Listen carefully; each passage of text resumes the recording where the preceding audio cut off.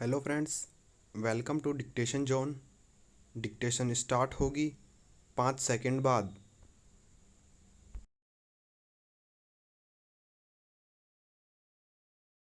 मानव शरीर के स्वस्थ कामकाज को बनाए रखने के लिए सोना बेहद आवश्यक है। नींद का सही रूटीन न होना या पर्याप्त नींद न ले पाने की वजह से कई तरह के बीमारियों के विकसित होने का जोखिम बढ़ सकता है। नींद की कमी से रक्तचाप का स्तर बढ़ सकता है, जिसका असर सीधे दिल पर पड़ता है।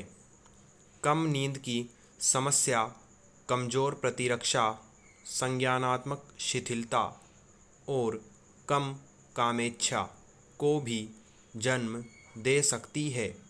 ऐसे कई कारक हैं जो नींद की गुणवत्ता में योगदान करते हैं, जैसे जीवन शैली और आहार। क्या आप जानते हैं कि आपकी सोने की पोजीशन आपकी नींद की गुणवत्ता और शरीर पर इसके प्रभाव को भी प्रभावित कर सकती है? यह बात एक शोध में साबित हुई है। स्लीप एपनिया से पीड़ित लोगों को भी इस पोजीशन से फ़ायदा पहुंच सकता है। पैरा। एक बंदर एक व्यक्ति के घर प्रतिदिन आया करता था और उपद्रव मचाता था। कभी कपड़े फाड़ देता, कभी कोई बर्तन उठा ले जाता और कभी बच्चों को नोच लेता। घरवाले उस बंदर के उपद्रव से तंग आ चुके थे। एक दिन घर के स्वामी ने कहा, मैं इस बंदर को पकड़कर बाहर कहीं भेज दूंगा। उसने छोटे मुंह की एक हांडी मंगाई और उसमें भुने चने डालकर हांडी को भूमि में गाड़ दिया। केवल हांडी का मुंह खुला हुआ था। सब लोग वहां से दूर चले गए। वह बंदर घर में आया, थोड़ी देर इधर उधर कूदता रहा। जब उसने गड़ी हुई हांडी में भुने चने देखे तो हांडी के पास आकर बैठ गया।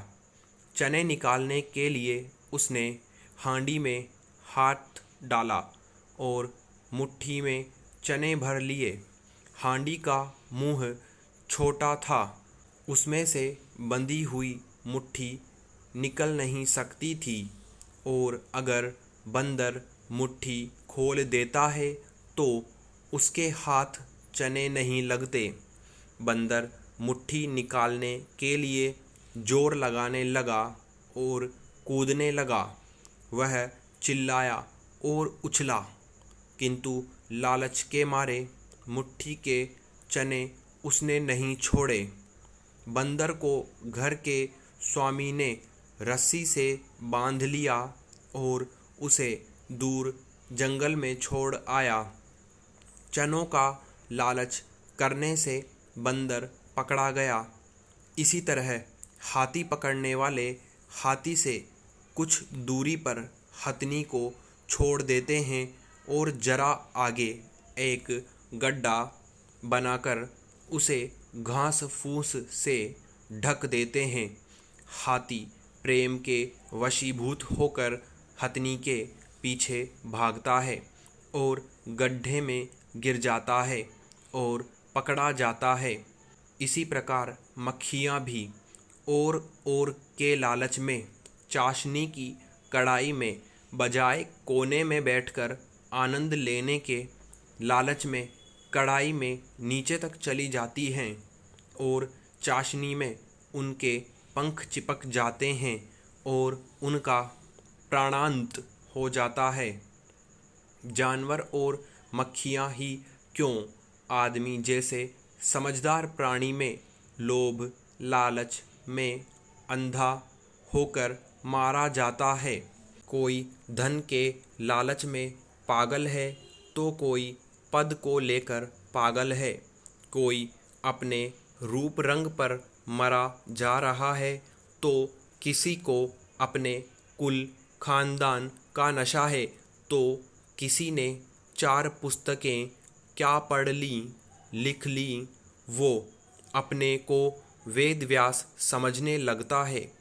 कोई संतान मोह में पागल है, मतलब हर कोई किसी न किसी लोभ लालच मोह के कारण पागल है, इससे ऊपर उठ नहीं पाता और एक दिन उसकी जिंदगी खत्म हो जाती है। जिस काम के लिए दुनिया में मनुष्य को भेजा गया तो वह अधूरा ही रह जाता है।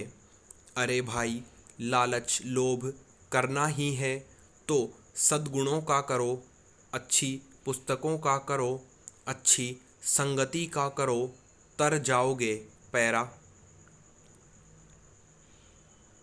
पिछले कुछ सालों के दौरान तेज रफ्तार जिंदगी में आधुनिक तकनीकी के बढ़ते दखल ने रहन सहन से लेकर सोचने समझने तक के स्वरूप में काफ़ी बदलाव ला दिया है।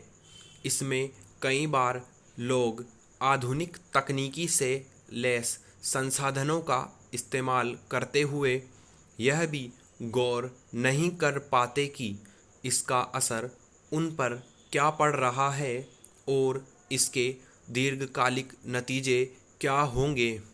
बीते करीब 1.5 साल से महामारी की वजह से लगी पूर्णबंदी के बाद से अब तक स्कूल कॉलेज बंद हैं और लगभग सभी बच्चों की पढ़ाई लिखाई इंटरनेट पर या ऑनलाइन कक्षाओं पर निर्भर है। जाहिर है, बहुत सारे बच्चों की पहुंच अब स्मार्टफोन और कंप्यूटरों तक बिना रोक टोक के हो रही है। अगर इन संसाधनों की गतिविधियों में बच्चों की व्यस्तता सिर्फ पढ़ाई लिखाई या हल्के फुल्के मनोरंजन तक सीमित रहती तब शायद समस्या नहीं खड़ी होती। मुश्किल यह है कि इंटरनेट पर मौजूद ऑनलाइन गेम सहित कई तरह की अवांछित चीज़ों तक भी बच्चों की आसान पहुंच होती जा रही है और अब उनमें से कई के उपयोग की लत के नुकसान सामने आने लगे हैं। पैरा। इसी के मद्देनज़र दिल्ली उच्च न्यायालय ने बुधवार को केंद्र सरकार से कहा कि वह बच्चों को ऑनलाइन गेम की लत से बचाने के लिए एक राष्ट्रीय नीति बनाने की मांग करने वाले प्रतिवेदन पर फैसला करे। दरअसल बच्चों के बीच ऑनलाइन गेम खेलने की लत अब एक व्यापक समस्या बनती जा रही है और लोगों के बीच इसे लेकर चिंता बढ़ रही है। 1.5-2 साल पहले घरों में बच्चे अगर ज़्यादा वक्त तक टीवी, कंप्यूटर या स्मार्टफोन में व्यस्त रहते थे तब अभिभावक उन्हें टोक पाते थे, लेकिन अब स्कूलों में नियमित पढ़ाई बंद होने की स्थिति में बच्चों को आमतौर पर घरों में ही रहना पड़ता है। सगे संबंधियों, परिचितों और दोस्तों से मिलने जुलने के हालात फ़िलहाल नहीं हैं।